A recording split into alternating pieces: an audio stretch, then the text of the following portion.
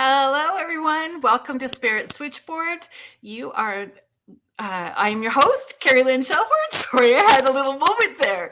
You are listening to us live on the United Public Radio Network and the UFO Paranormal Radio Network, 105.3 in the Gulf Coast and 107.7 FM out of beautiful New Orleans.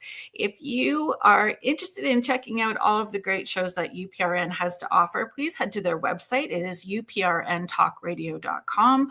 All of the shows are listed there. There is thousands of archived shows for you to access and enjoy.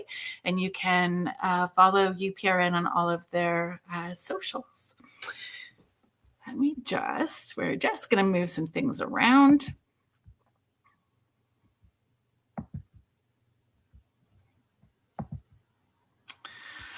Hi, Randy. I hope that Sandy is with you too. I'm really sorry. I saw her comment about your cat passing away on Christmas. So I'm very sorry to hear that. Holding you guys in my heart and thoughts. It is always sad when we lose our fur family, our fur babies. Heather Stewart, McLaughlin, hello. Michelle Plummer, James Grar, Tanya. Denise Mitz, Heidi Gold, Julie Dow, thank you so much for being here, everyone.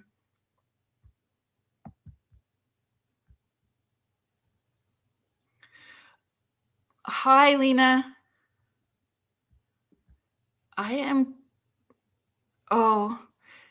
Thank you, Randy. Thank you.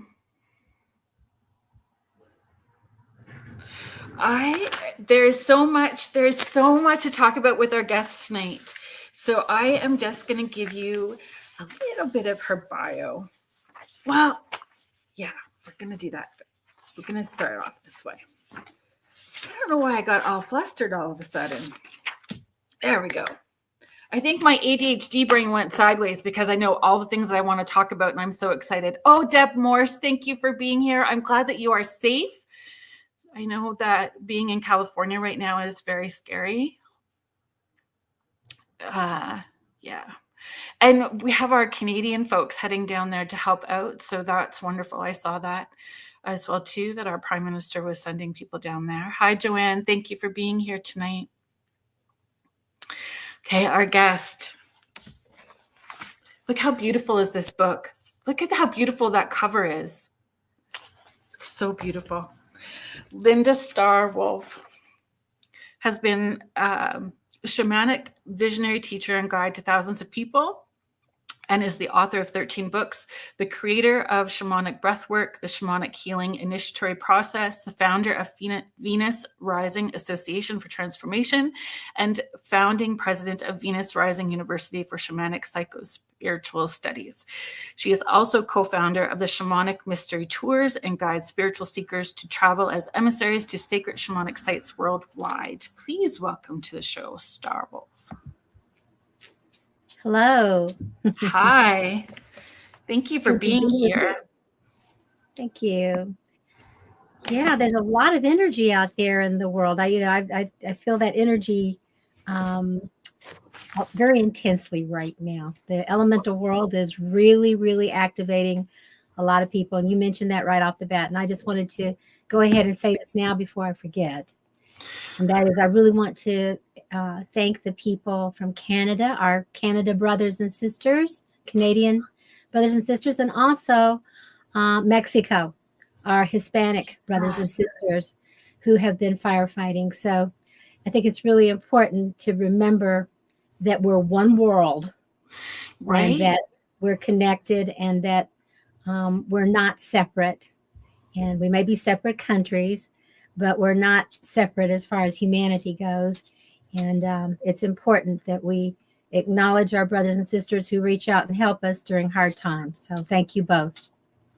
It's there's so many things to talk about that as well too, just even on an energetic level, what fire is, like that rebirth. It is starting new, getting rid of old. There's so many aspects to that. And being in that, if it's the age of Aquarius as well too, that it is about community. It's about everyone coming together. So there's just so many layers that we can start with. Deb Morris, thank you. We're so grateful for the international help. California loves you. Everyone is saying hello. Heidi Gohl, she is coming in from Colorado. She is saying hello. Hi, Lois Clark. Thank you for being here.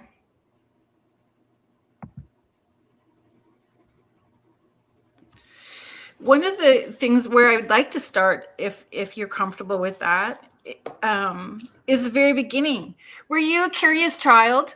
Did you have experiences as a child? Like, we're going to start like right at the beginning.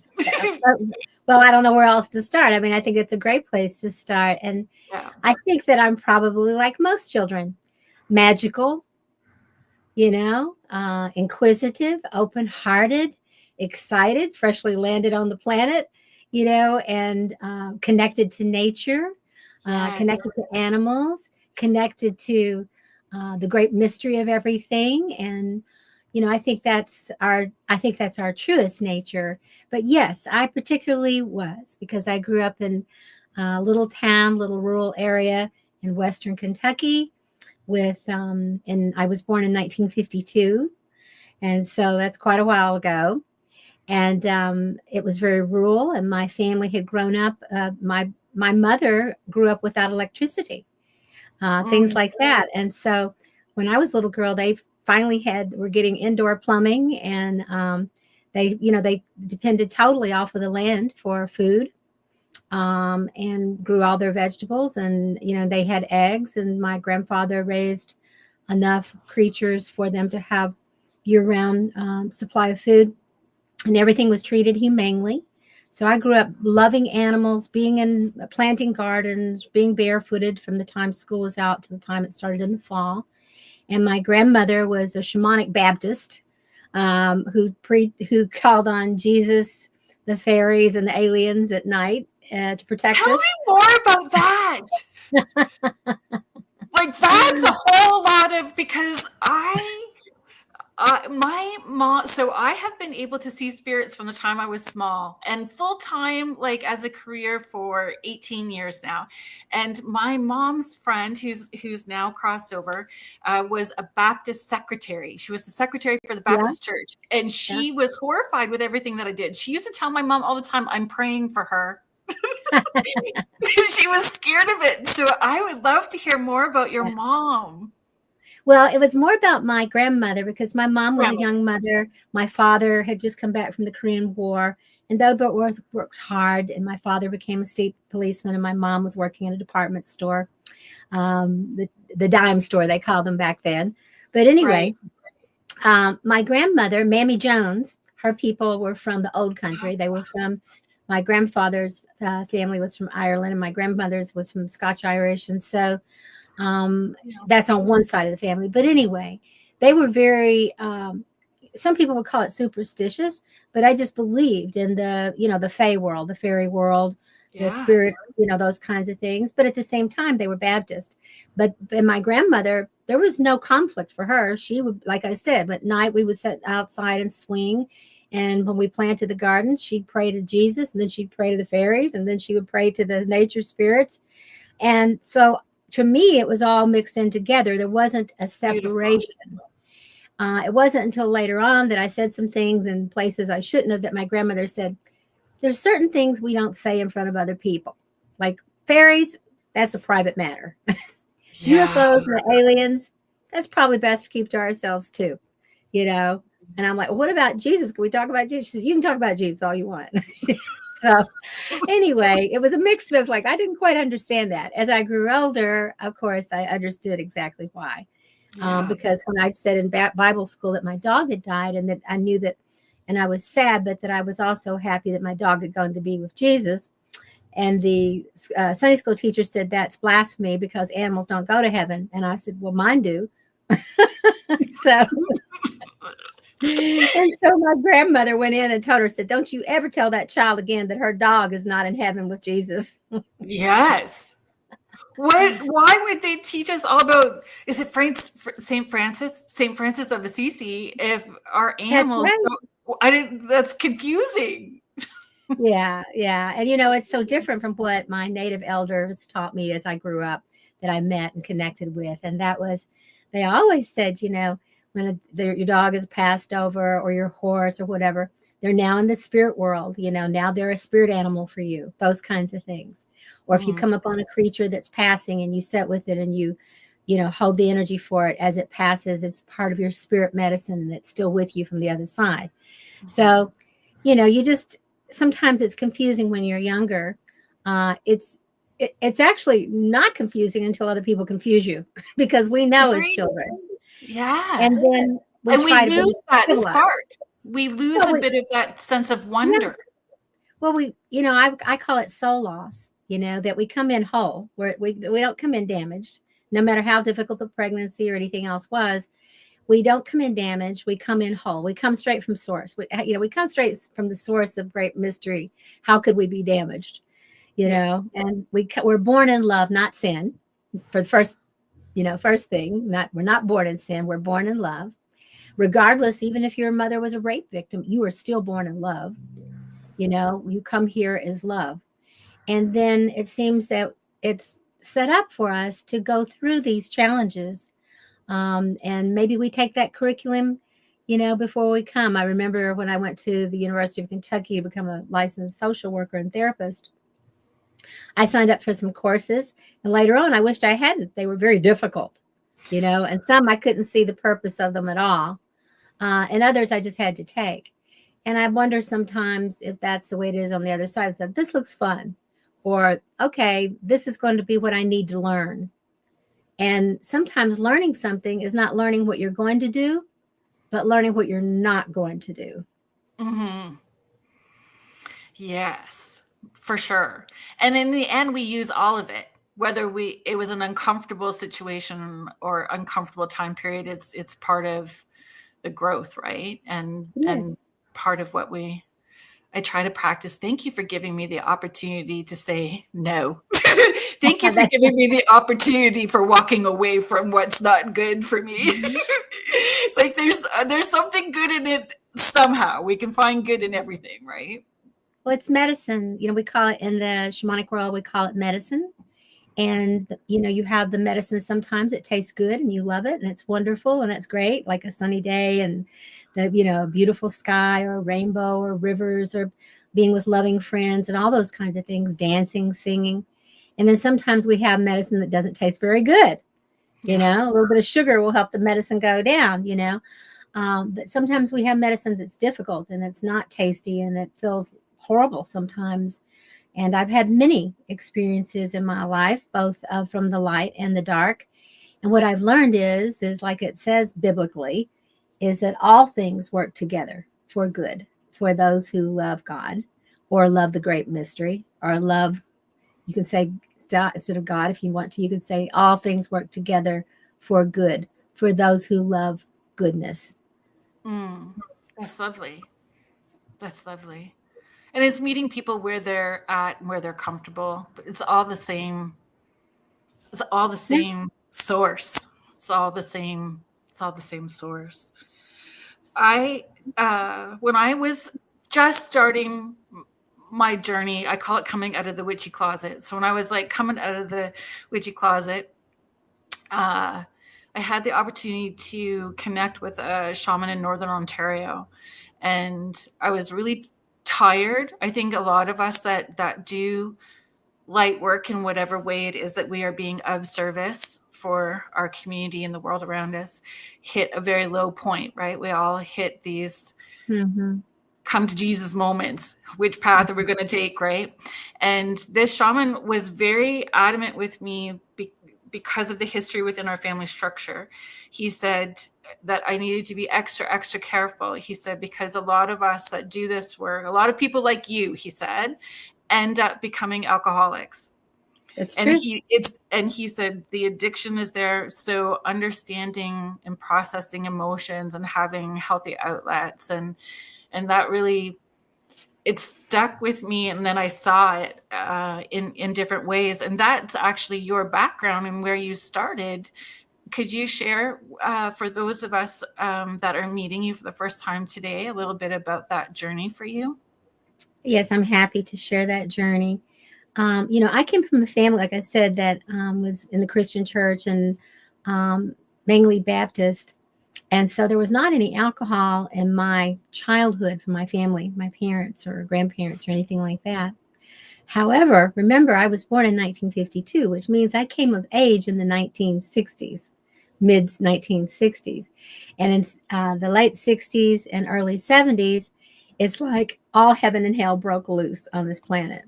There was assassinations of, our president at that time and of Martin Luther King Jr. There were a lot of people, Robert Kennedy. There were a lot of powerful people who were doing good things in the world or trying to do good things in the world that were assassinated. There was a lot of rebellion for the first time in this country of people who were refusing to go to war and were saying 1, 2, 3, 4, we don't want this war, and actually they were saying it with some curse words, we don't want this war, and march protests all around the country. There were shootings on by the armed guards that were called out to universities where people were, hi Lois, yeah, Southern Baptist, me too. And that there were, they brought the National Guard onto campuses. And of course, there was horrible shootings in Kent State and students were killed for marching and protesting and all those kinds of things. So this is when I came of age. And at that point, it was drug, sex, and rock and roll, baby. It was the, Woodstock. And, I ended up going to quite a few rock festivals where there were 500,000 people there, things like that, hitchhiking. I was going to school. That just horrifies me. It would now. Back then, it was really, quite frankly, probably safer than driving. I'm not kidding. People were very open and people picked people up, and it was and took them to where they needed to go. I hitchhiked from the University of Kentucky, where I was in school, social work school, to this big rock festival up in Indiana, and got picked up a group of people. We all just met and just fell in love with each other and camped together and all that kind of thing. So it sounds like a lot of fun on one hand, and we were also protesting in the streets and with the armed guard holding guns on us and things like that. My father was a state policeman. He was worried sick because he knew I was out doing things like that at the university. Right. And yet he also supported that people protest the war, even though he was a veteran, because he felt it was an unjust war. So with that, it was a huge time of consciousness. It was a huge time of people. The Beatles came to the United States. Ram Dass wrote "Be Here Now." I don't know, a lot of you are a lot younger than me, so this might not ring a bell for you. Yeah. But there was this burst bubble, and then psychedelics came on the scene, and I started doing a lot of psychedelics. And I'm just a teenager and I'm doing all this. So I don't have the real grounded consciousness or the teachers. I'm just, like a lot of others, experimenting and doing these things. But yet I'm in school to be a social worker. And it's during that time that over a period of several years that I developed my own addictions. And because that's how it's just how I'm made up. My biochemical makeup is if something a little bit's good, a lot more is better. It's just, that's the way I roll. So that's why I have to watch chocolate, it's like 2 squares. That's it, and I'm accountable. I'll say to my husband, if you see me going for the rest of the bar, candy bar, just remind me I've had my 2 squares. It's so good you have an accountability buddy. Well, and it only works about half the time, because sometimes he'll say, Star, I think you already had those 2 squares, didn't you? And I'm like, yes. And tonight I'm having 2 more. He's like, okay, just making sure. So good. Deb is sharing, oh girl, I remember that. You describe it well. Yes. And I wouldn't trade anything for that time period and that era, but not everybody made it out through it alive or without some sort of damage. And when I came out of that time, really what saved me, quite frankly, was that I got sober. I started going to AA. I worked the 12 steps of recovery. Shortly after that, people started talking about something called codependency. And I started reading and studying that. And then I became an addictions counselor. And then I became an addictions specialist. And I started working with the families of adult children of alcoholics, ACOAs, as we called it, and also all other kinds of addictions, food addictions, sex addiction. It was like all of a sudden everybody woke up from the 60s and the 70s into the 80s and said, uh-oh, we swung this way from this really conservative to here where everything went, Now we're needing to swing back to say, wait just a second, not everything is okay, and to find a different ground. And so that recovery movement really came into strong, I guess you could say, availability to the public in the 80s and the 90s. So I found myself in a variety of recovery movements and teaching that to other people and simultaneously feeling constricted in the traditionally addiction and mental health fields that I worked in. And that's really what caused me to break back out of the box again, because it's a spiral path, right? Spiral path. To break back out of there again. And this time, what I discovered is that what I was really calling in was the shamanic path, which could embrace the light and the dark and walk the spiral path of birth, death, and rebirth, and understanding that it's not a linear path or a circular one, that we're constantly going through awarenesses and little deaths and rebirths, or bigger ones, bigger cycles of death and rebirth. And that's the nature of change. I even wrote a book about it called The Nature of Change. So that was a really important thing for me, because I think for the first time I finally felt sane when I found the shamanic path, because I understood it, that nature was in charge, that I'm part of nature, and that there is a supreme nature or higher state of consciousness that is, when I put my nature into its hands, if you will, and become a part of the environmental balance of things, that I can walk the good road, and that I can share my medicine with the world, and that I can be healthier in body, mind, and spirit. I'm 70, I'll be 73 this year, and I'm the healthiest I've ever been in my life, So if there's anybody out there thinking like, I don't know, I'm 30, I'm 40, I'm 50, whatever, it's never too late to have a happy childhood, and it's never too late to get your health and to feel in balance with yourself. That's right. 100% agree. Hi, Contessa. Thank you for being here. I just want to read Heidi's comment to you. In the beginning of my journey, but before I came out of the witchy closet, I had such an amazing life-changing experience and have much respect and a special place within my heart and soul with shamans. That's such a big part of it, that honoring that there is light and dark, there are highs and lows. And I watch people comment about shadow work and doing shadow work like they want to sever that piece of who they are, but they can't. Yeah. They have to honor that part of who they are and understand it in order to be whole. Well, it's disrespectful to disown parts of ourselves. It's abusive. We can say that other people are abusive to us, and sometimes they are, but nothing usually is more abusive to us than our own mistreatment of ourselves. The various addictions that we take on and harm ourselves, we don't mean to, but we do it, until we learn differently. But also just neglecting ourselves, neglecting our health, neglecting what we truly are called to in the world. Sometimes people want, James is going to be 73 this year too. Hello, brother.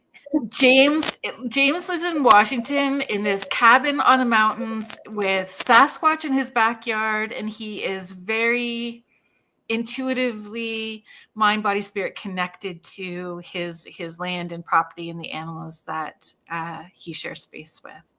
James, I'm right there with you. I'm on the top of the mountain here. We have 50 acres that we shepherd, and we're right next to Cherokee, and we're surrounded by millions of trees here in Western North Carolina. And for me, everything here is constantly talking to me. Every time I walk outside, every tree, every bird, every stone. Some days it's hard to get anything done because I'm listening so much to what nature is talking to me about.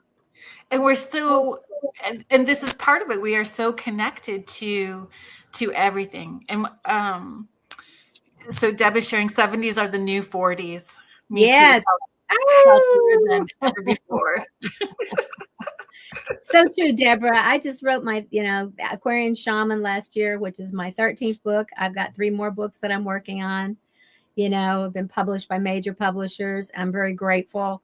Yeah. I feel like that this is the time of my life that I survived for. I had 2 near-death experiences in my life.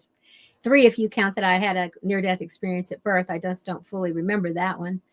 And so, I figured by now that my experiences need to be near life experiences, and so I'm really dedicated to that. When we're fully connected, mind, body, spirit, we are fully present. And so it's magical. It is magical when we are connected to everything around us and we are fully living our path and purpose, right? Catherine Johnson, thank you very much for sharing out the show. That's very appreciated. Thank you so very much.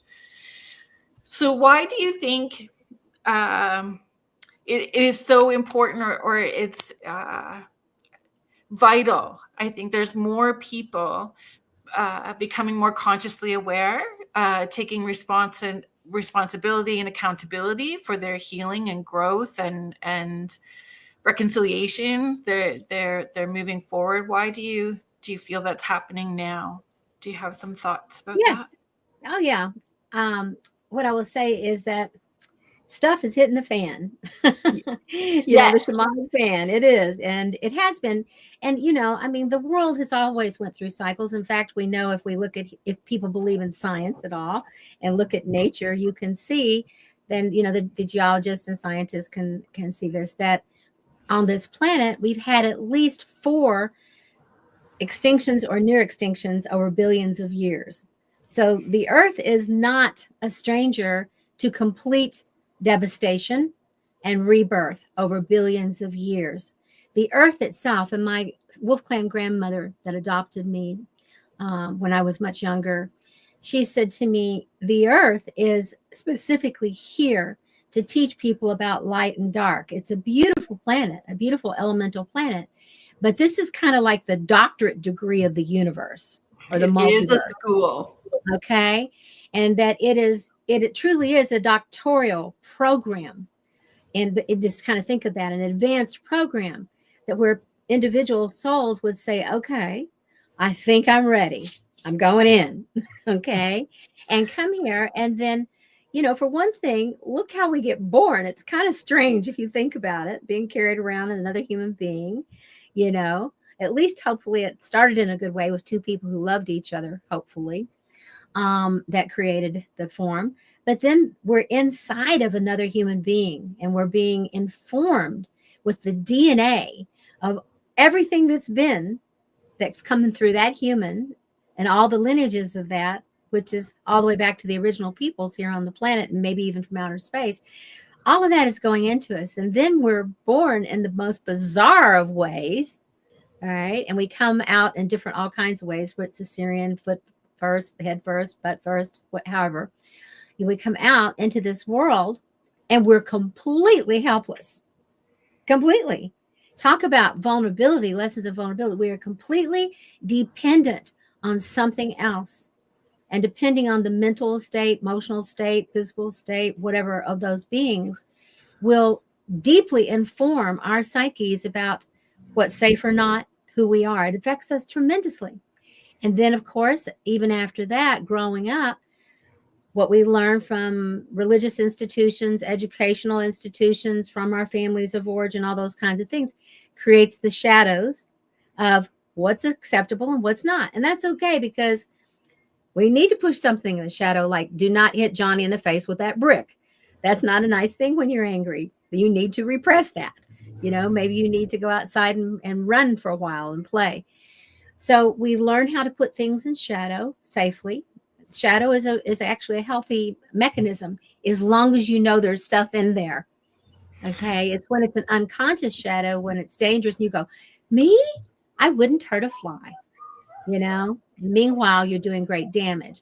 So just looking at human behavior and consciousness, all the things that happen, horrific things that happen to babies, to children, to adults, also some of the really awful things that we might do, especially if we're caught up in an addiction, or if we're hurt, and the angry words we might say, or just, some obsession that we get caught up in. All of these things are somehow, I believe, growing us as souls. And we have the golden opportunity while we're here to explore this light and this dark. And of course, my prayer and hope is for all of us is that somewhere along the way that we have just enough pain and suffering to wake us up, so that we remember and start back on the spiral path back home to who it is we really are, minus this body, this lifetime. But if you will, funnel that into the soul that we are here now. And then life changes, doesn't it? We really are born again, like the Christians speak about, It's true. And we are. And, the shamans say that, and say that the shaman is the twice or thrice born. And so we are born again, reborn. And suddenly we have new eyes. We have heightened senses. And most of us, I believe, when we have that kind of experience, we can't keep it to ourselves. We have to share it with others. That's why you're here. That's why I'm here. That's why the guests are here. We cannot keep it just to ourselves when we know and we're awakened to something. And that's been the thrust of my life, the biggest portion of my life. I've been sober for 42 years. Wow. But even before that, like I said, I was out there, peace, love, and Woodstock. I don't know how much effect I did there, but my heart was in a good place. But in my sobriety and in my shamanic path, if you will, which is shortly after I got sober, so it was really close to 4 decades, walking that path has been a path of complete, it's a gift. It's been a complete gift to me. And I believe that it has also benefited others. So I'm so grateful. I'm so grateful for the light and the dark. And that you share that with everyone. And that's, people make purpose complicated. They make purpose complicated. And it's really sharing the gift of who we are. Yes. Unconditionally. And we're always learning what our gifts are. With every new experience, we understand a different aspect of who we are. There's a personal responsibility for our to take accountability of our healing for ourselves and for our communities and Mother Earth and what we have done to her. I think it's the greatest gift that we can give to one another as we do our healing work, is to share it with others.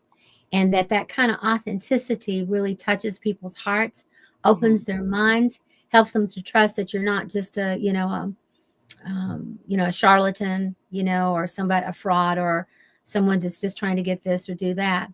That you're a real human being, that you've had a powerful journey of, birth, death, and rebirth, and probably, if you've been around for a while, several of those, and that with each new turn on the wheel, each swoop through the loop, as one of my teachers called it. Oh, that's fun saying. Every time you go through a swoop through the loop, you have to let something go, but you also reclaim something for yourself and for the world.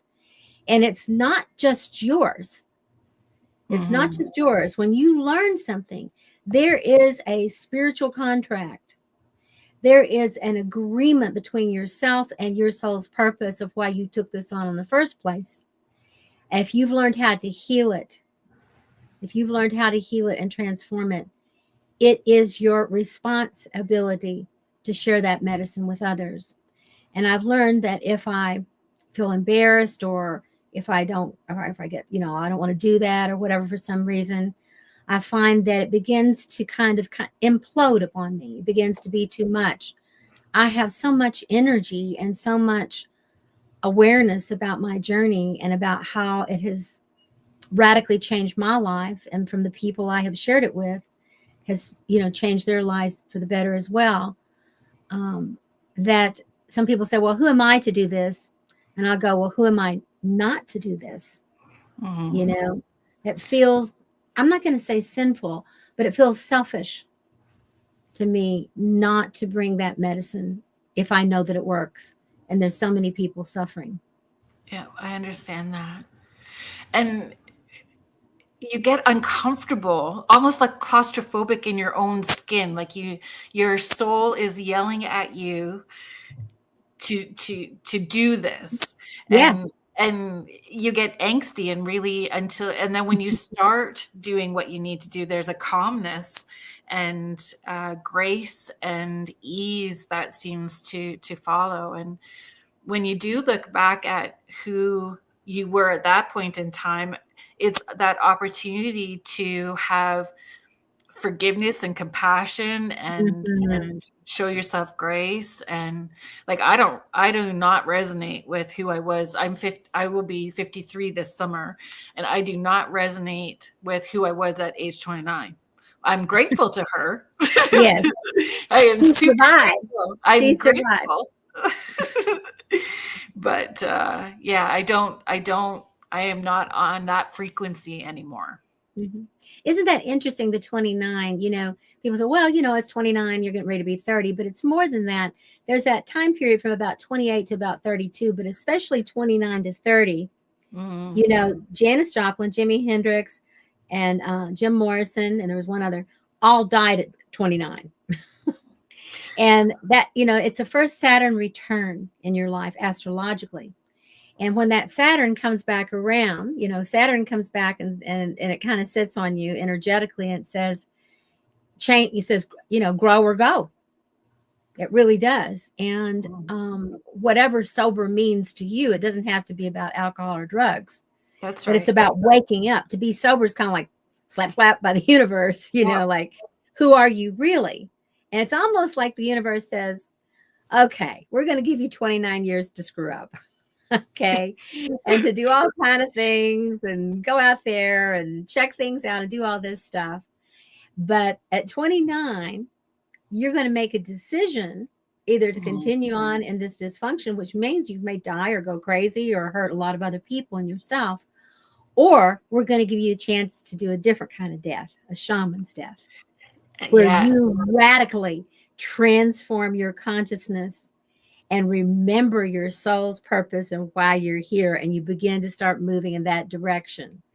And yet, even so, this 29 years doesn't mean you weren't moving towards it, but it meant you were moving towards who you weren't. So you could see who you really are and holding that mirror up. But so many people, you and I are two examples, but so many people, somewhere between about 26 and 32, have that ta-da. But so many, it's just amazing how many are 29 when that happens. I would sit in my van and cry and go, vibrate me off the planet, please. I'm done. But if you show me what I need to do, I'm willing to do the work. That's what you have to do. Mine was over a toilet. It was at the altar of the holy toilet. The lid was up, and I'm like, I promise you, if you will help me, that I will, and help me not to drink. I cannot stop. If you will help me, my life is yours from here on. Yeah. And then I went and laid down and went to sleep. And I got up, and I've never had a drink since then, or any other kind of drug except like a Tylenol or something, But some people who don't have an addiction to that sort of thing go like, well, that's okay, you just quit. No, The obsession and the physical withdrawal disappeared. I didn't experience any of that. Nothing. Zip zero. That is a miracle. Now, was I still a hot mess? Yes. Well, because there's unlearning that needs to happen. That's right. I had things that I needed to do, and I immediately redirected my energy into reading and spiritual stuff and Course in Miracles. And oh my gosh, that was pivotal. A Course in Miracles was pivotal for me. Can I share my story about A Course in Miracles with you? Yes, please do. Please do. The kids and I were homeless for a short period of time. 2 years. That's not really short. It felt like a lot longer. But we had our stuff all in the storage unit, and every once in a while I would take them to this storage unit and we would pull out new toys so that, they just, it's what we had to do to survive that point in time. But I was on a fast track of healing. And we would toss up the storage unit door, and I had this chair there, and I would sit in my chair and I would watch my kids ride their bikes and stuff like that. And one day I opened it up, and there was a binder, this thick, it's right here on my bookshelf, this 3-ring binder, and A Course of Miracles was sitting on the chair. I do not know where it came from. It is not even a book. It's a binder with no chapters. So I'm speed reading through it. I was vibrating and humming. It was life altering for me. And I stopped at this laundromat. The fellow who owned it was watching me. I was highlighting and writing notes and aha moments through this, as I was going. And he's like, "What are you doing?" I said, "It's A Course in Miracles." He said, "Let me see this." He says, "There's chapters to this. Are you aware that you are supposed to stop at the chapter and process it and integrate it before you move forward?" And I was like, "There's no chapters in this." I was like racing through it. So then I gave myself grace and slowed down and came back to it. But my point is, same with for you, it was grandmother Twylah for you. Our teachers will present when we're ready. When we are ready and we say, "Okay, I'm willing to do the work," the right people will fall into our path, and you can't miss it. You can't miss it when they present. That's right. That's right.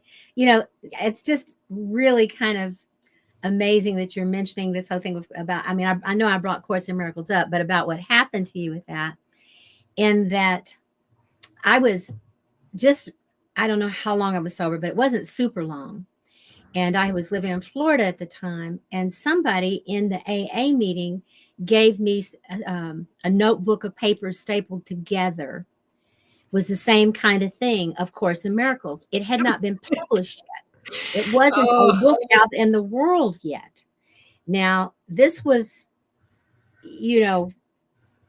38, 39 years, 40, I don't know, years ago. This is a long time ago. And it's stapled together and pages are falling out and that sort of thing. There wasn't any chapters in it, but there would be a like the statement or whatever, and then practicing and that sort of thing. Right. And I went and talked to a woman who was this really cool Jewish gal who was a therapist, and she had all this jewelry on, lots of makeup and dangly earrings, and was smoking cigarettes, and she was reading the Course in Miracles to me and explaining it to me, and but it was so beautiful because once I got sober, it's like everything fell into place. I was really learning and studying unity consciousness from Unity Church. I was going to AA meetings. I was going to CODA meeting. Well, CODA didn't exist yet. It was a few years later, but it became a thing. But then I had this Course in Miracles, and I kept meeting people actually in the 12-step program where I was living in Florida who were elders who had been there at the beginning of when AA even started. And I was just a young whippersnapper, and they were all older, and they were giving me metaphysical things to read and mystery school stuff to read that I've never seen since then. So it was interesting that a lot of people that were in AA, I think a lot of people, that had been in addiction are really truly spiritual people who've been looking for spirituality, and it's hard to find it in the world sometimes.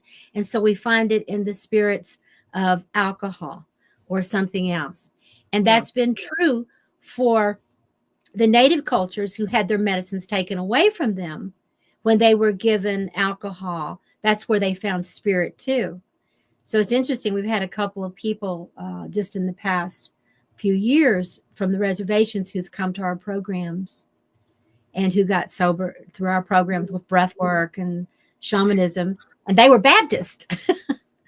Baptist Cherokees. So, and there's nothing wrong with being Baptist. So I don't want people to hear that I'm putting that down at all. I still have the love. I have a deep respect and love for Christ energy.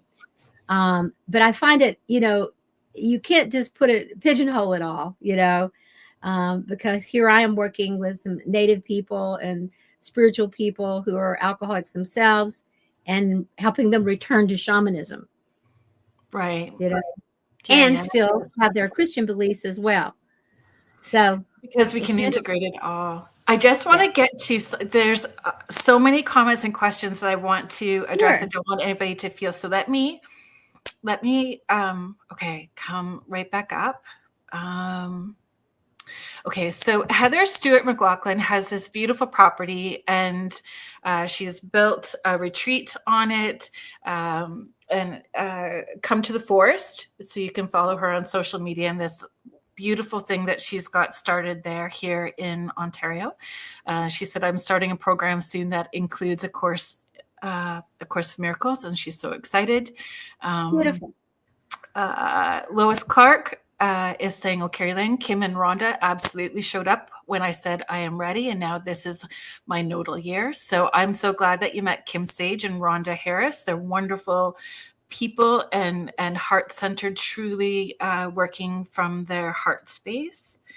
When we were discussing alcoholism and those connections, or trying to deny it because it wasn't socially accepted as far as spirituality. Lena, I'm just coming up. I need to, Joanna's saying my first Saturn return was very pivotal in my life. Here we go. Thanks for being patient, Lena. Do you think that the shift in collective consciousness is the abundance of people bursting and growing on Earth? There's definitely a shift happening, she's saying. Can I respond to that? Please do. Mm-hmm.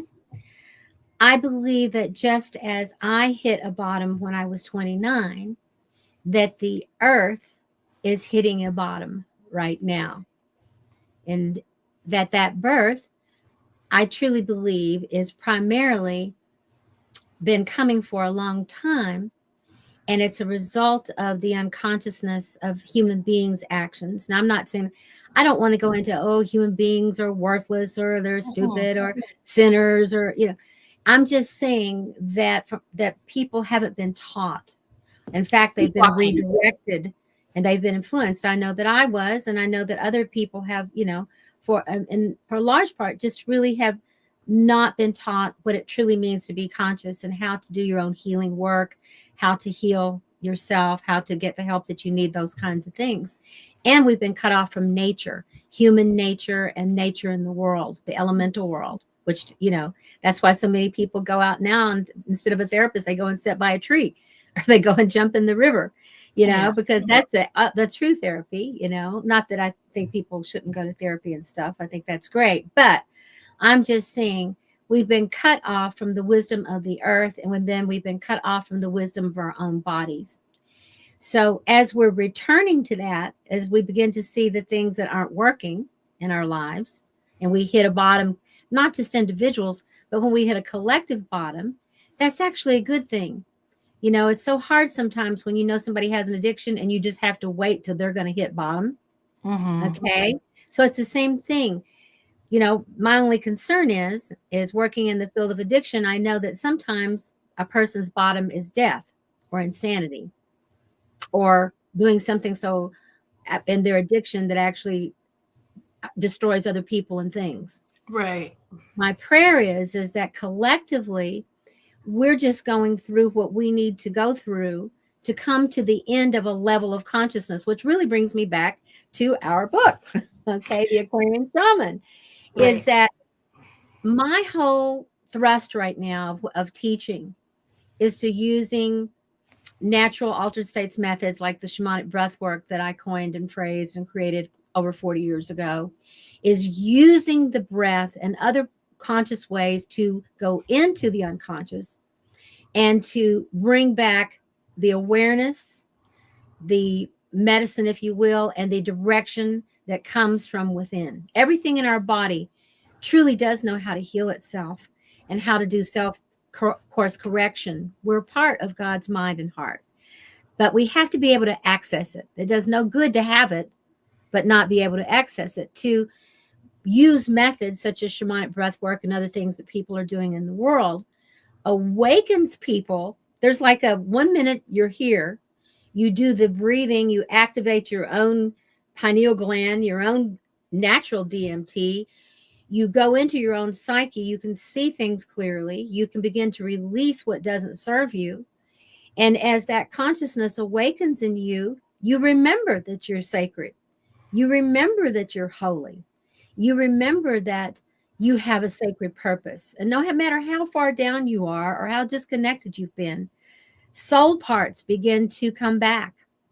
And extractions just naturally happen that you release things and no longer choose to do those things. It is a miracle. It is truly miraculous. And that doesn't just happen. And I know because I've worked in the mental health field and addictions and clinics. It doesn't just happen in everyday consciousness.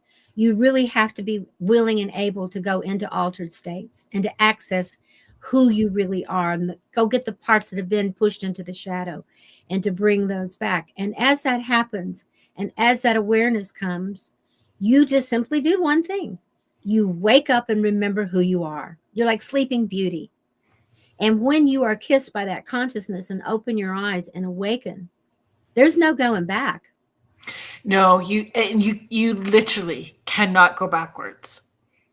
And with that awakening, you then begin to realize that there's nothing worth not being who it is you really are.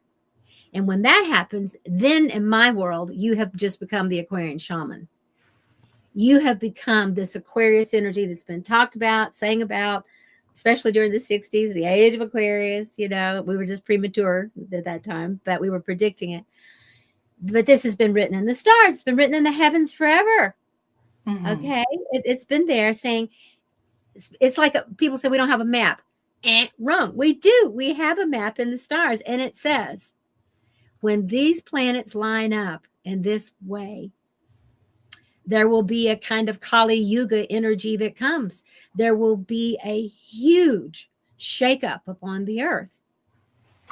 And it's energy is very electrical. It's very Kundalini.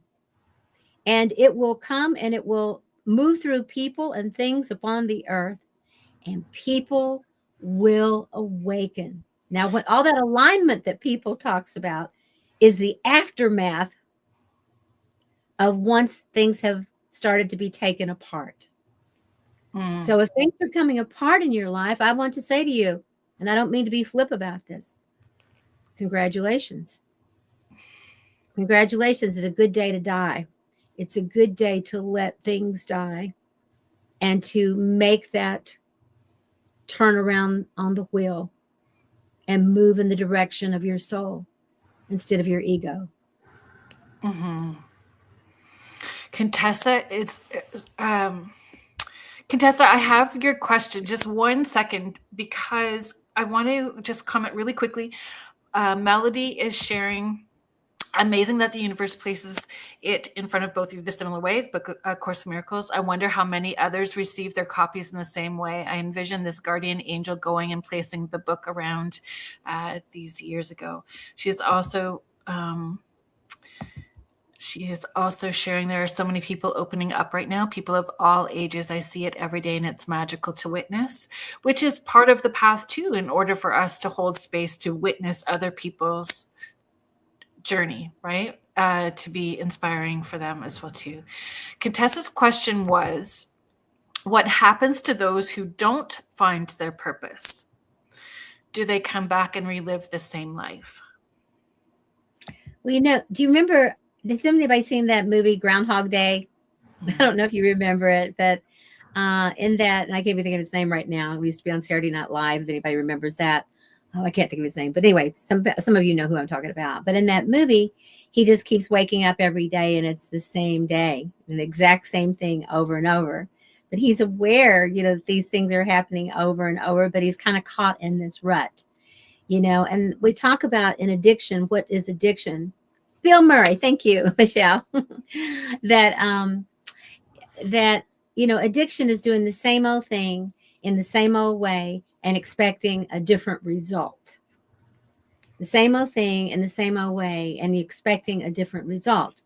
And that's addiction. It's a distortion. It's a type of mental disturbance or even mental illness. And many of us suffer from, I do, we all do, suffer at times from mental illness, from the mental disorganization inside of our minds. And because we're afraid, and that's a natural, a way to kind of protect our ego so that we don't go crazy. They say if we become enlightened, people frequently go nuts, ended up in psych hospitals for a while. That's what psychedelics did. Like, woo, all of a sudden you're in the mental hospital because you saw all reality. So in a way, the ego and the shadow kinds of keeps us in check so that we don't get, so that heaven doesn't come too quick. Right? Because if it comes too quick, it blows us apart.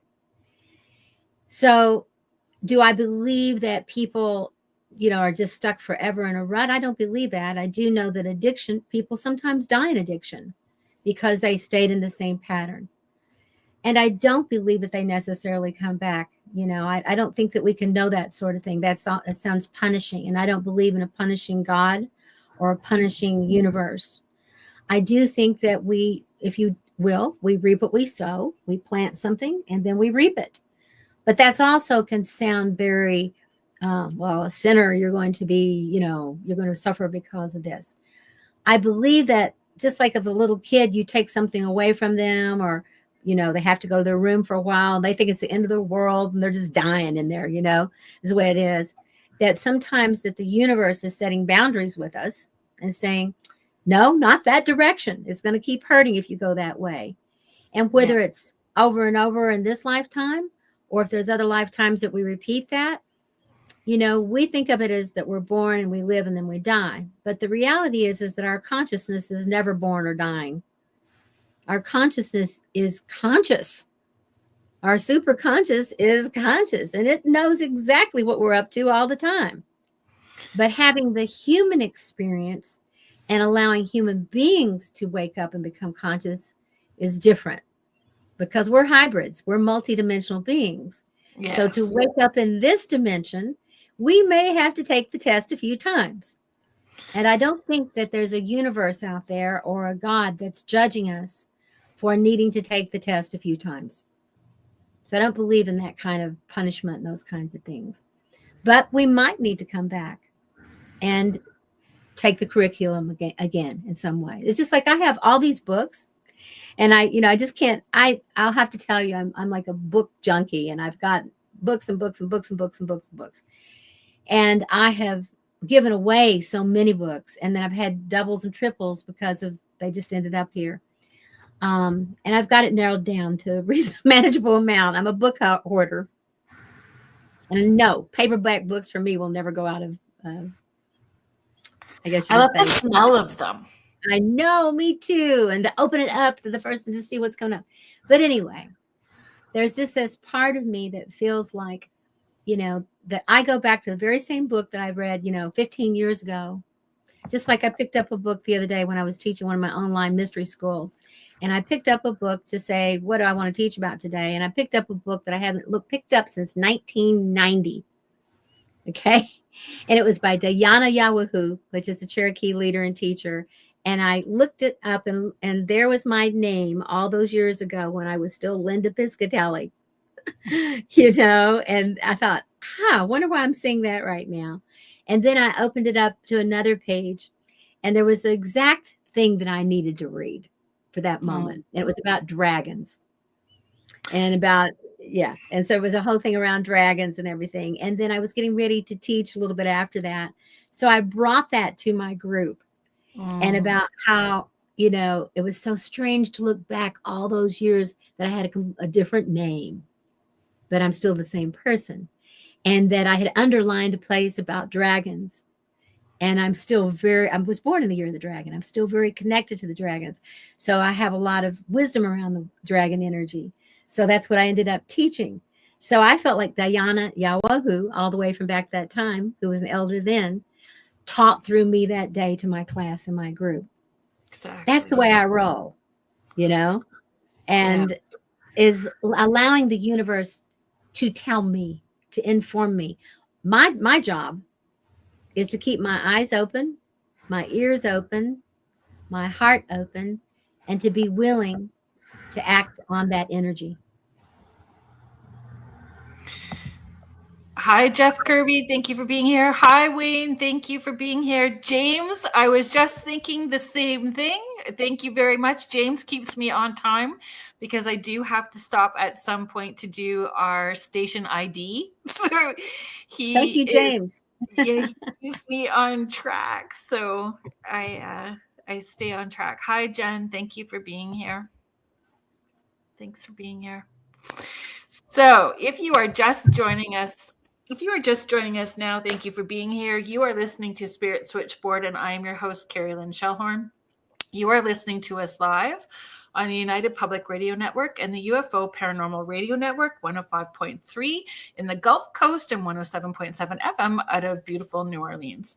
If you are interested in checking out all the amazing shows that UPRN has to offer, please go to their website. It is uprntalkradio.com. Yes. Oh my gosh, I thought I was having another moment. Thought I made a mistake.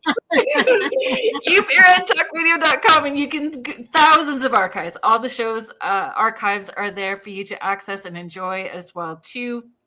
And please take a second to follow them on all of their socials.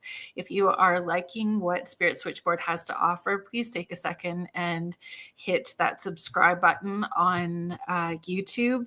Hit the bell button for the notifications.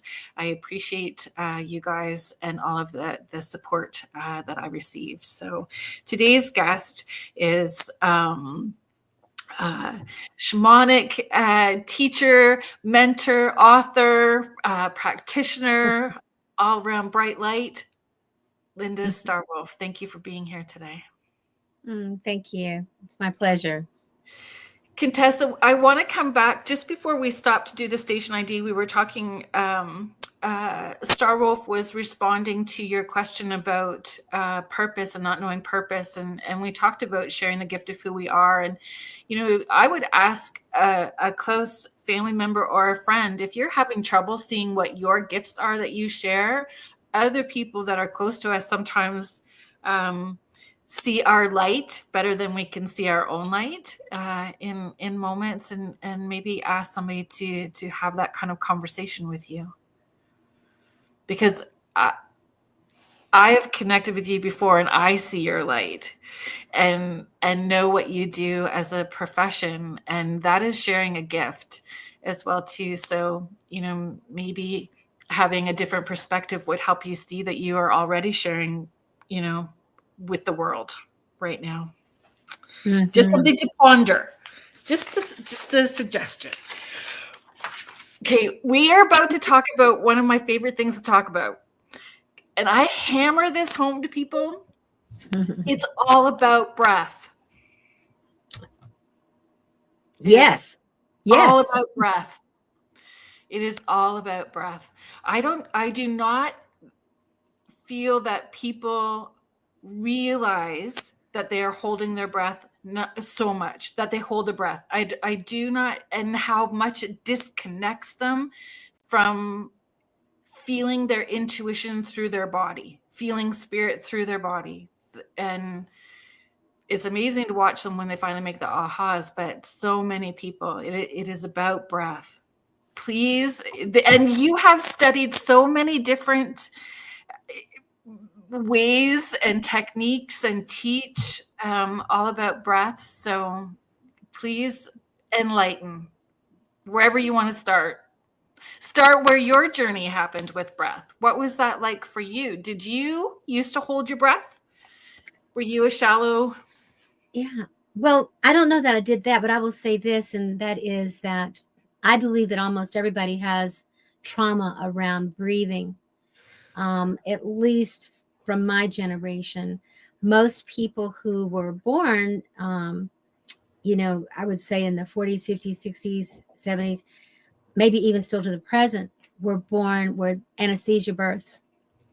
And so from the get-go, when you receive anesthesia, or when your mother receives anesthesia or is put out or are given a lot of medications when she's giving birth, you are also anesthetized as an infant that is in the process of trying to find the energy and the steam to get yourself born. So right off the bat, one of the first things that they're checking when people are born is, if they can breathe, and really trying to get those responses going. Now there's actually less anesthesia births now, but that used to be the preferable way, is to get the mother out of the way. Okay. So it's less difficult for the physician or whatever. When they moved away from midwives to modern medicine, birth became a medical surgery. And then, of course, nowadays people, and I don't want to be critical, but I just say this, people will say, oh, we're going to go on vacation in October, so we're going to schedule this cesarean section for this child to be born. People who don't even need cesarean sections, but are choosing that as an optional way to have birth. I heard two people talking in the grocery store about, I've scheduled my cesarean for this time, and I'm like, okay, then. Anyway, so there's a way in which we have made birth a medical procedure and a drugged state, where at a time when the baby's heightened and the mother's heightened and the energies are all there and the spirits are working to help that child get born. So many of us are born with not having full capacity of our lungs and breathing. And that can also lower the immune system. So as a child, I had a lot of just kind of colds and, different things that were going on with me.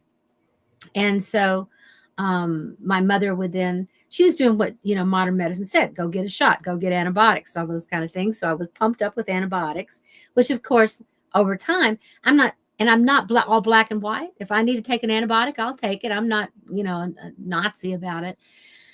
But most of the time it's pills being shoved at you instead of seeing what other things you can do. So when you take a child and you're like pushing all these different antibiotics and medications on them, you're actually teaching the immune system to lower itself. And with that happening, then you're much more susceptible to, sore throats and viruses and all kinds of things. So my generation, it quite frankly was one of the sickliest generations that is. And I really believe it's because of modern medicine. And I also want to celebrate all the lives that modern medicine saves and helps and all that kind of thing. So I'm always balancing that kind of energy. With that, in my life, I found myself, like I said, having a lot of bronchitis or cold and getting things and those kinds of things. So I did have a lot of breathing issues and almost had pneumonia a couple of times. As an adult, I also had a lot of allergies and those kinds of things. It wasn't until I took charge of my health, okay, and that I started doing breath work, and that I started following my intuition, and that I started researching, and I started finding out that there were certain things that my O negative blood type needed. I tried to be a vegan vegetarian 4 times in my life because I love animals and don't want to harm any animals, those kinds of things.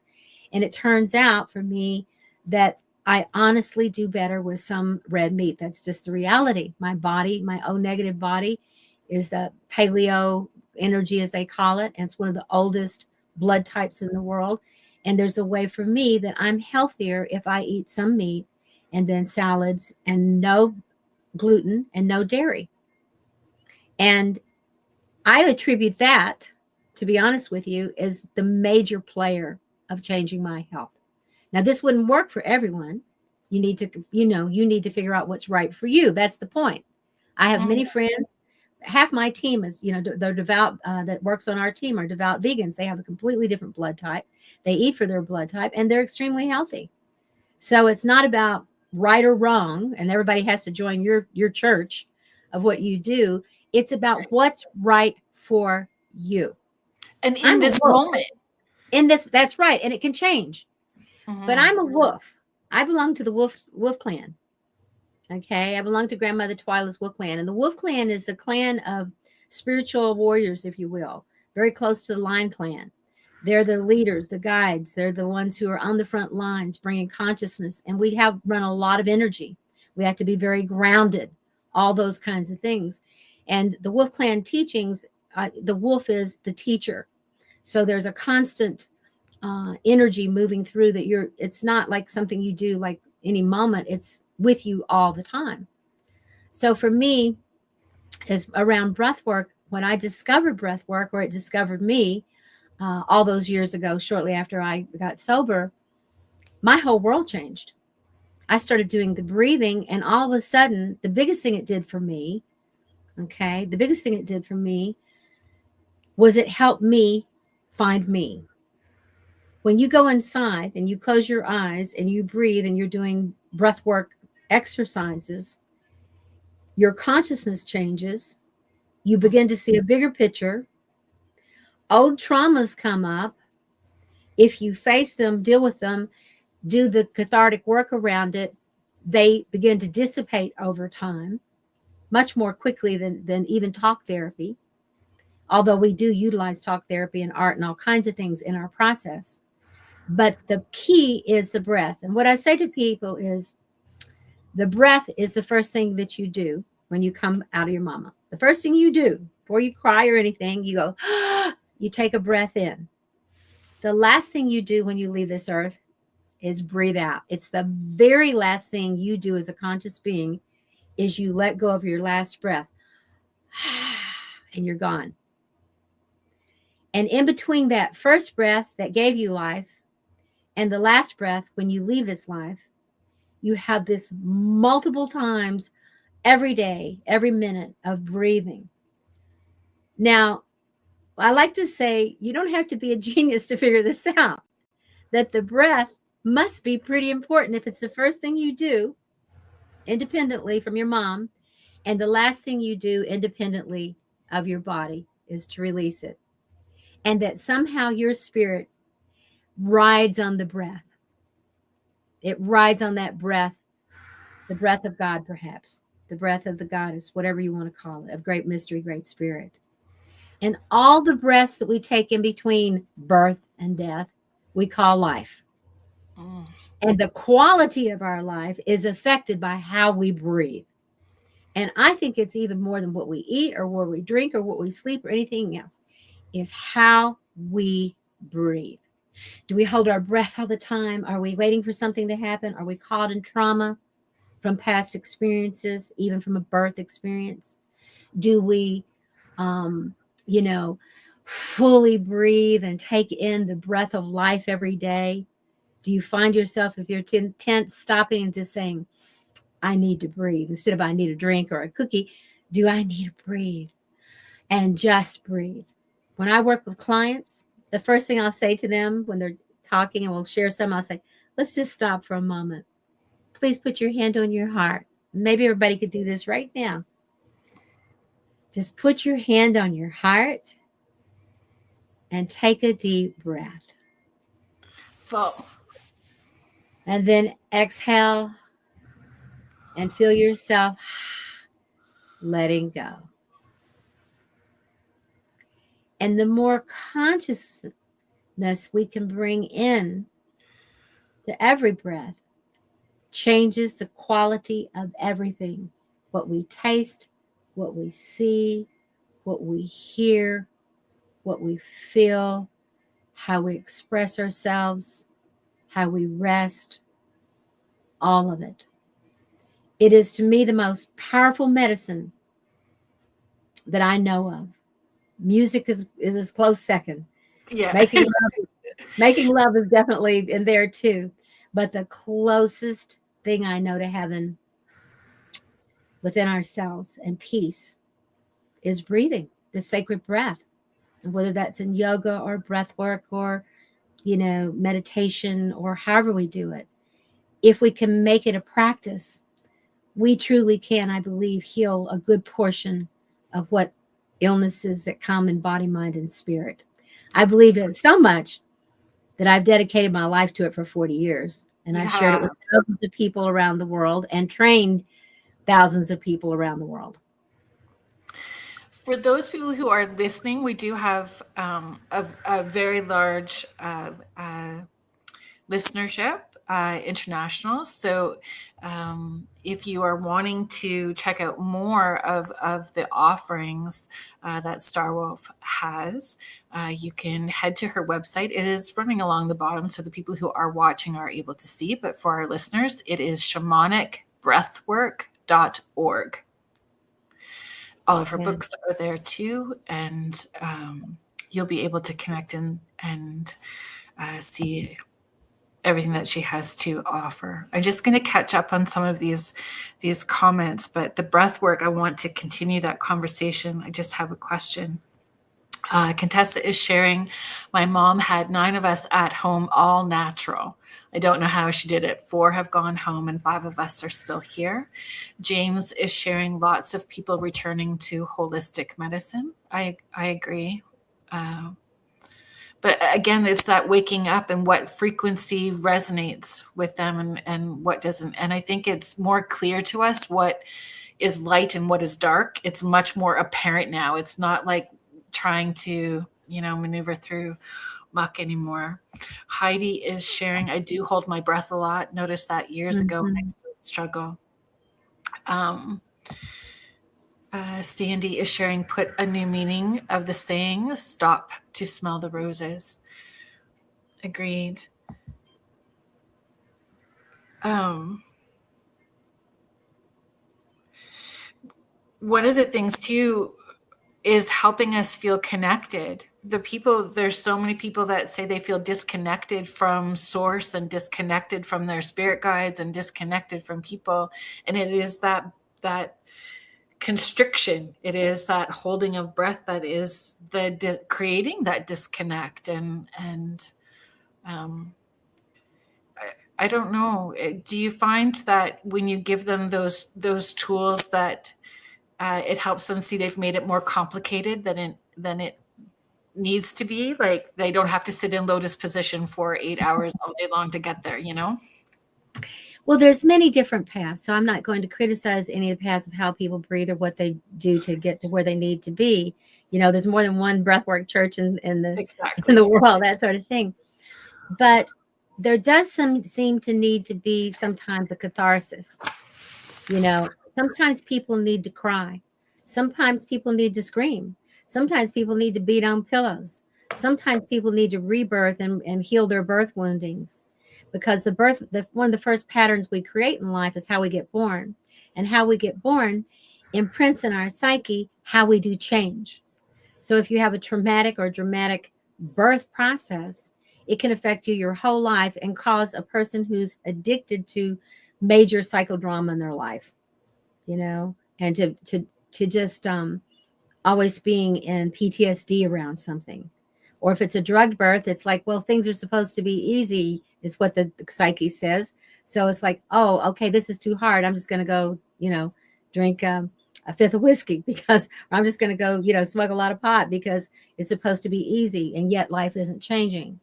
So, there's so much. I mean, the breath is a science. And, Paramahansa Yogananda called it, the science of breath.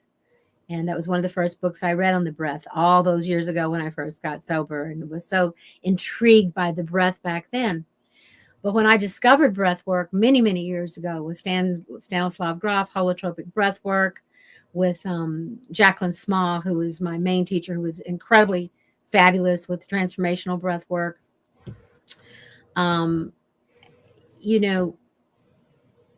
I feel like that in a few months' time or in a couple of years' time and going to these different trainings and healings that I went to, first of all, I feel like I saved my life. That was the first thing. I don't believe I would still be here. I wasn't exceptionally healthy or in body, mind, and spirit, even though I was trying to be. and was very spiritual in many ways and had always been a therapist and all those things. But I think a lot of people like me gravitated to those things because I was also looking for answers for myself, whether I knew that or not, So when I started doing the breath work, all of a sudden, it felt like years of work all of a sudden took place. It's like the things that I've been studying and doing and trying landed. Because for one thing, I made room in myself. They say you have a cellular release, that it's physical, it's biochemical, that you're releasing these energies, that you literally change the frequencies in your body, that you change your auric energy and what you attract and all those kinds of things. And I can feel like it, I know I have some good friends who are super born again Christians. I feel like a super born again breathwork person, but I can't help it because it saved my life. It's powerful. It's powerful. I've had family members who were suicidal and, they've done the breath work. They've come through our programs. The suicidality is totally gone, and that's a hard thing to release if it's a pattern for you. Mm-hmm. I don't have, and we don't have here the time for me to even share with you, but let me just say that I personally, in my lifetime, over 40 years of breath work, including my own path, family members, friends, clients, students, and training people, and what I've heard from them, the people that I've trained, I have witnessed thousands and thousands of what I would call nothing less than miracles from the breathing. And a whole lot of that depends on the willingness of the person to breathe and go wherever the breath takes them. But also a whole lot of it depends on who the person is that's also holding that space and making sure it's a safe container for you to do what you need to do. So for me, when I need an answer, I breathe. When I need to release something, I breathe. And this is something you can do formally in our sessions. But it's something for me that if I'm having a hard time and I'm like, I don't have time for a complete full breathwork session, I'll go sit on my porch, look at the mountains, and just breathe for about 5 minutes while I'm petting my dog and let out some sound and offer some prayers and offer a smudge. And I'm good. I got it for now. I'm making a little footnote. I need to do this a longer session later on, whether it's today or tomorrow, next week. Yeah. I need to set this up for myself. I'll call we have a little community here and we're all breathwork people. And I'll call them up and I'll say, Judy Red Hawk, I need to breathe. She's like, I'll be down later on. Meaning I really love it when I have somebody to sit for me as a co-journeyer who'll put their hand on my heart, who'll hand me a tissue, who'll give me a hug, who'll, be there to witness. And, where two or more are gathered, there you will find me. And creating community is important. And that comes naturally as well, too, when you start making the steps forward, right? Yes, it does. We can't help it. There's a law of attraction. And Course in Miracles teaches that, of course, too. And that law of attraction, you are going to, and I say you, always mean me, you are going to attract to you what's in your field. But before people start judging themselves or feeling bad and say, well, I didn't attract that person that beat me or that person that lied to me or whatever. Of course you didn't consciously. Of course you didn't.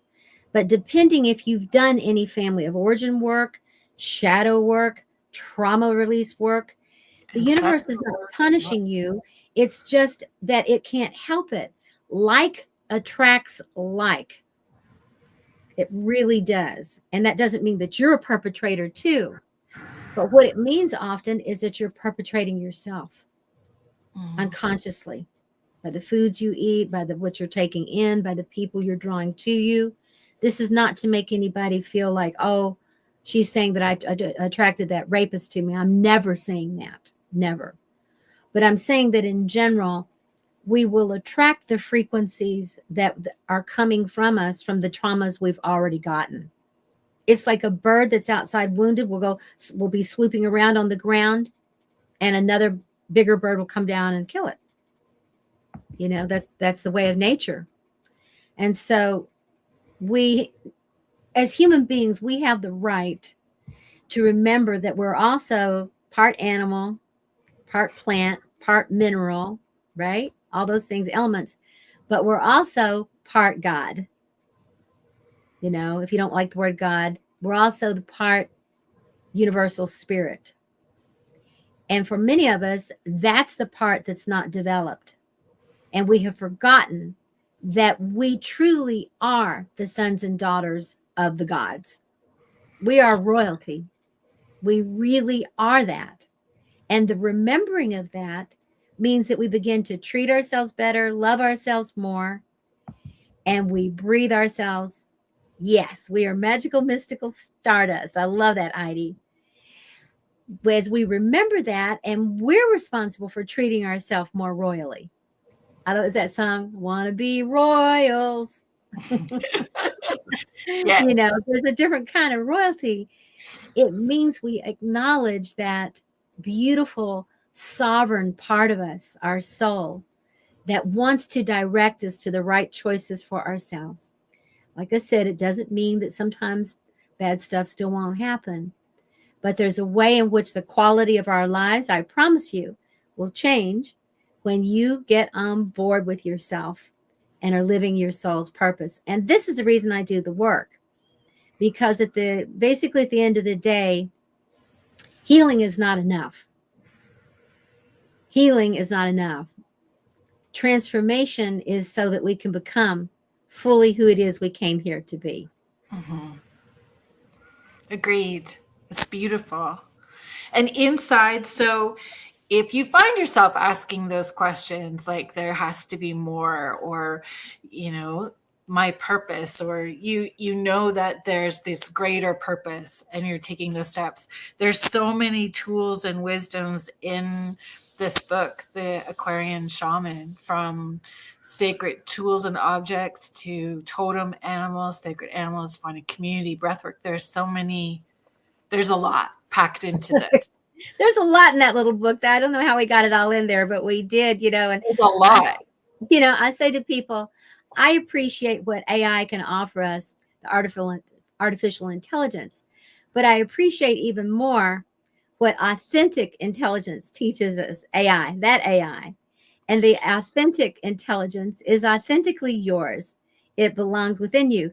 You have to remember, people created AIs. Okay. So the intelligence, the authentic intelligence is within us. And that authentic intelligence is always there, just waiting to give us the answers when we can remove enough of the debris and allow ourselves to open. Then, if you will, the voice of God can be heard within us, directing us and teaching us exactly what it is that we need. Thank you, Michelle. It is that slowing down. Yes, going within. Right on, Heidi. That's right.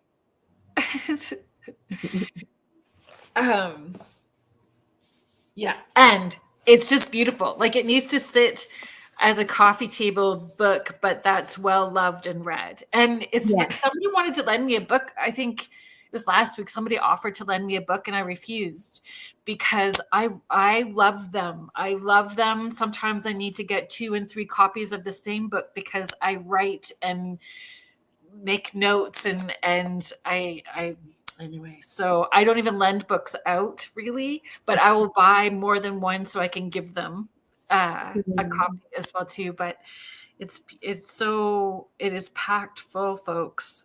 It is packed full of tips and wisdoms and tools, and you're very vulnerable with your story, and sharing pieces of your story within it as well too.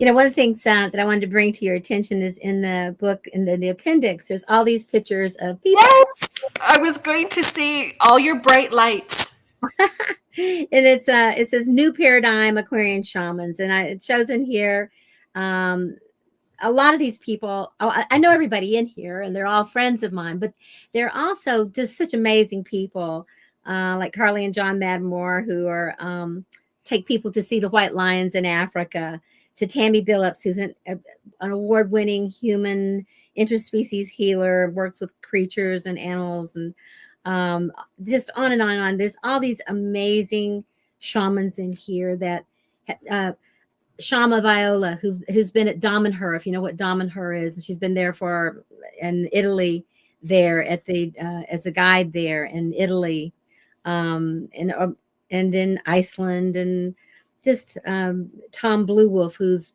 probably, I don't know, 75 or 80, who's been an earth keeper of lodges for many, many years, and just different ethnic backgrounds. Nikki Scully with Egypt, and Daughter, who's all these people are friends of mine.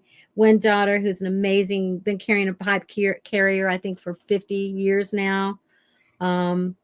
It goes on like this and on and on. And so what I did with each one of them is I said, I want people to see what everyday shamans look like, and all around the world, they're all ethnicity, ages, genders, and each one of them has been doing their work at a minimum of like 20 years, so they're in their dharma, they're in their soul's purpose. And the beautiful thing about this is about 3/4 of those people, even after they were already masters, came and said, I want to do some more work, and became shamanic breathwork facilitators too with Venus Rising.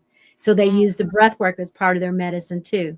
So that's been a real and that's honor. An authentic teacher. An authentic yes. teacher is someone who understands that the learning is still every day. It is. Every year we've been invited for the last 8 years as shamans at the Gathering of the Shamans that takes place every year in Sedona, and the Ruiz family, Don Miguel Ruiz family is there, and Heather Ashamara, and different people that famous shamans around the world. And we've been there to take shamanic breathwork there this will make our 8th year in May. And everybody brings their medicine and shares it during those 3 or 4 days. So it's a really beautiful, powerful conference there. But one of the beautiful parts of it is that when I'm not teaching, I sneak into other people's classes, and they sneak in, they'll come in, I'm just thinking about the guy who puts the whole thing on, Randy DeVille. He always says, Star, when is it you're breathing people? Because I want to come in and breathe, So everybody goes into everybody's, and the shamans are lying down with everybody else. So there's no hierarchy in that way. So it's a beautiful thing, that we're all still saying, I'm still learning too, and it's a spiral path. And it's community, not competition. That's right. There's, as I would say, there's 9 billion people on the planet, and we're a little screwed up. So there's no competition. We need all the help we can get. Right. To bring the healing work to the world. Agreed. And I love that you talk about music and play and creativity, imagination, all of those things that brought us joy as a child are things that most adults are missing in their world now. They need to come back to, yes, a sense of play and wonder. Well, we treat our shamanic breathwork journeys, if you will, as ceremonies. For me, they're sacred ceremonies. So they're sessions, and yes, we do sessions for people. But I'll say to people, are you ready and willing to step into a ceremonial space? Because we're going to create your space where you're going to sit down or lie down, and you're going to be in that space for at least an hour. And during that time, you're going to do a breathwork journey, and we're going to teach you how to do a certain type of breath. But there's also going to be choreographed music during that hour that you're going to be listening to, this music that will take you on a journey, like the hero's journey or heroine's journey, all the way through the chakras. And when it comes out on the other side of that journey, then you're going to have an opportunity to write or draw your symbols down. And then we're going to process and share that part of that journey with you to help you see what your journey was really about. And some people immediately know what their journey was about. Like, this happened. Oh my God, that was 4 years old when this happened. Some people, they're not saying, I don't know why, but I cried the whole time, or I laughed the whole time, or, or whatever. And then in talking about it a little bit, all of a sudden something traumatic comes through, or a beautiful memory comes through. Like, oh, I remember my grandmother holding me when I was 3 and I was frightened in the middle of the night, and and she sang me to sleep. So there's this, you never know. I'm thinking about, with that movie, he said, life is like a box of chocolates. You never know what you're going to get. You never know what's going to come up in breath work. And that's why it's a little scary sometimes for people, because people just want to have kind of a love and light experience. But what I say is, sometimes it's love and light. Sometimes it's love and dark. Sometimes it's both. But whatever it is, it's love and it's healing, and it's there for a reason. And if it's on its way up, it's on its way out. And you can kind of tell when someone is using the phrase light and love where they've not really had the snotty, ugly cry yet. That's right. Use at least one whole box of Kleenexes to really be enlightened. Yes, at least one. Like, and a garbage bag too. Like, yes, the garbage bag as well too, and it's authentic and real. That's real. Like when we're digging deep, it's real, and then on the other side of it is the lightness. It's the lightness that comes. Oh, thank you. Oh, Deborah, I'm so glad that you're here too. So Deborah Hackett-Jones is a medical intuitive here in Ontario. Hi, Deborah. She has been on the guest. She's been a guest here a number of times, so you can access those archives if you're interested in listening. I'll just tell Deborah that my mother's maiden name is Jones. We might be related here. Soul families, healers. James Guar has a YouTube channel where he it's like a radio station. He plays music for people as well too. So he says it all the time that there's magic in music. Agreed. Yes. And Mish, did I get yours? Oh, where did I go, Mish? I was told crying stops your spiritual growth. Oh, how horrible. Crying is the way you release toxins from your body. They're precious. Music is a band-aid for the soul.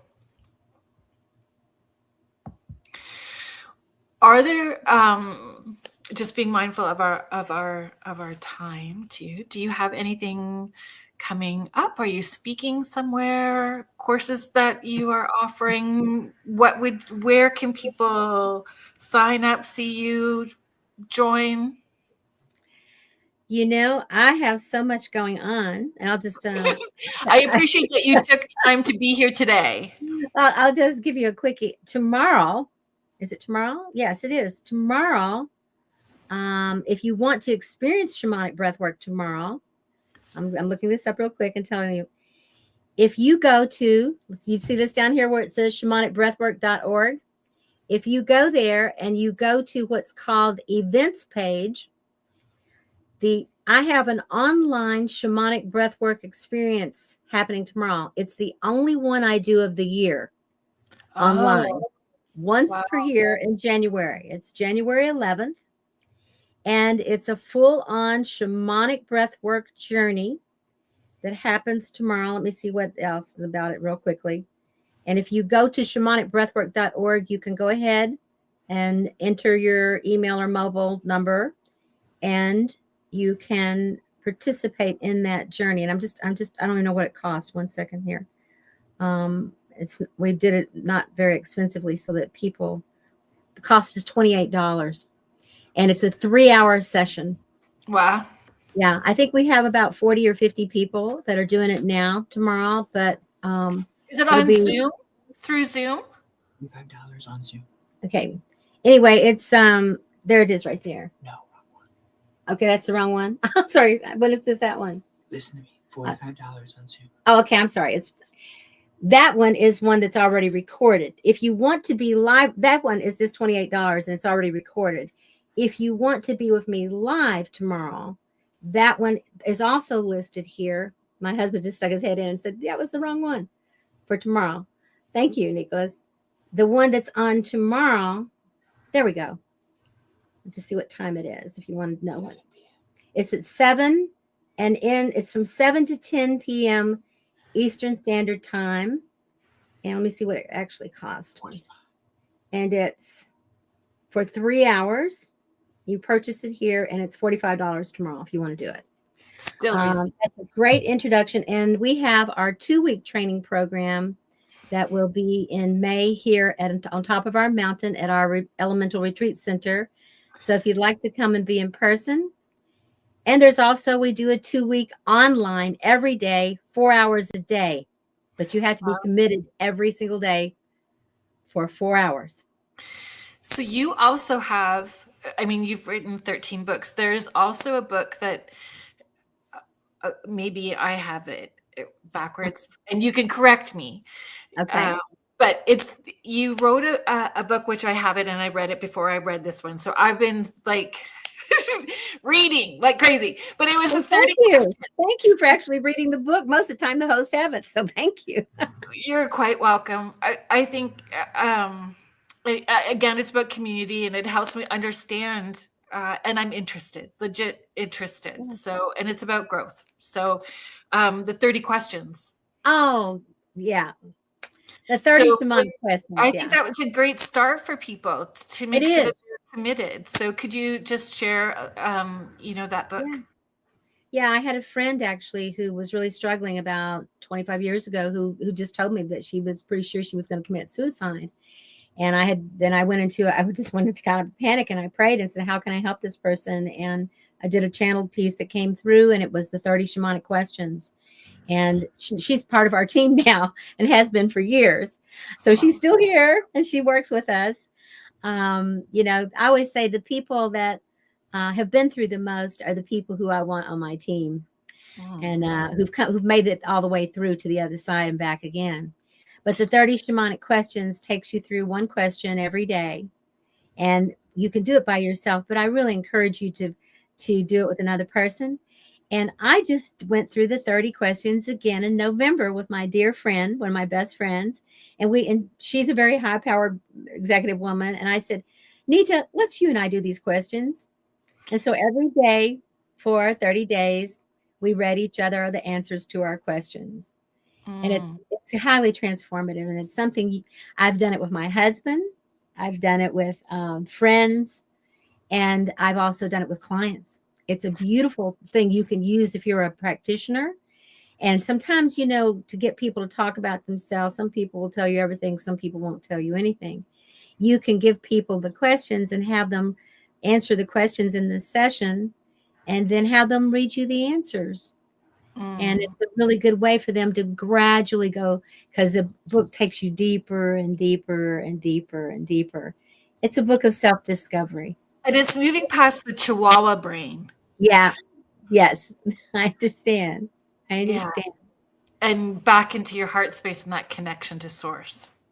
Yeah. And one other thing I will mention, because sometimes people go like, well, maybe I want to do shamanic breathwork, but I don't know what it is. So let me just see 1 second here. My medicine. Well, anyway, in the background, there's a sign there that says Shamanic Breathwork. That's what the front of the book looks like. If you go looking for things on Amazon or wherever, Shamanic Breathwork, Journeying Beyond the Limits of the Self. And that's a step-by-step explanation of what shamanic breathwork is, how safe it is when it's done in the right way, and creating the safe container. It also has a link to music for it to use it for the breathwork. And it talks to you about, if you are going to do it on your own, what are the safety boundaries you need to set up for yourself to create that ceremony for yourself. Very good. Yeah. Thank you for sharing the gift of you. Thank you for sharing your time and energy with all of us today.